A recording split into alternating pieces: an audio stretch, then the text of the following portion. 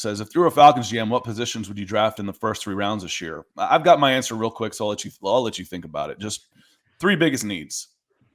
Well, the big one is draft good players, hashtag draft good players, because this Falcons team has needs across the board. The only position where I'd be like, maybe you punt on that one is tight end.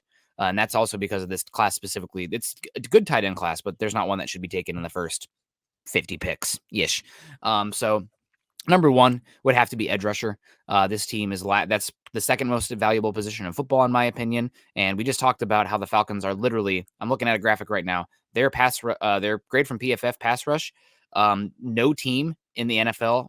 Okay, the lowest teams in the NFL, Broncos, Giants, Lions, Titans, Seahawks are about 65. The Falcons are at about 50. So that's just their pass rushing is, and you can see it on tape too. Their pass rush is so bad. So edge rusher is number one. You're probably not going to be in Kayvon Thibodeau / name it Aiden Hutchinson range. Those guys are probably going in the top 3, but George Karlaftis is very high. I'm a huge George Karlaftis fan. David Ojabo from Michigan is another one that you could consider as well. Then right across the line there, defensive tackle has to be also up there pretty high. Jordan Davis. I talked with a few people just about the snap count stuff. They made a good point where college games play like 15 to 20 more snaps per game than NFL, so it's not going to be as much of an issue in the NFL as you see in college with the snap percentage. Yeah, I think the Falcons defenders had 46 snaps. Yeah, and you see about no, that was offense. They had 46 snaps on offense in the last game. I'm like, yep. He can play 30 of those. Yep. Exactly. So since there's less snaps per game in the NFL, then I think you could actually see them maybe lean into that. It really depends on the scheme. Like somebody like Jordan Davis, if he's not he would be a perfect fit for like the Los Angeles Chargers for what they're doing with how bad they are in the run defense. But he makes sense. DeMarvin Leal also, I think he's going to rise back up just because you don't see many guys who are 295, 6'5" with like 34, 35-inch arm length. He did get arrested for marijuana possession. I will see how much that matters for the don't really care about having the marijuana. It's the decision making leading up to the draft. We talked about that a little bit yesterday. It's not necessarily that he has the weed. It's legal in half the states. I don't really care. I honestly, as an alcoholic myself that's been sober for years and years, I'd rather see somebody smoke a joint than get blotto drunk. So it doesn't really bother me. But again, it's the decision making when it's against the rules. Don't risk it, dude. Come on. You're talking about eight figures worth of salary you putting on the line here. That's a bad decision. 2 of the best players in the history of this game got knocked down in the draft because of that type of decision, and Randy Moss and Warren Sapp. So hopefully he can turn it around and go that direction. Yeah. And then the last one is a toss-up for me. You guys know I'm very Moneyball when it comes to the draft because there's no guarantees. So I'm going to use the best data possible and draft positions of value. It's a coin flip between right tackle and cornerback for me. Right tackle, obviously, Caleb McGarry is probably the worst starting right tackle in football.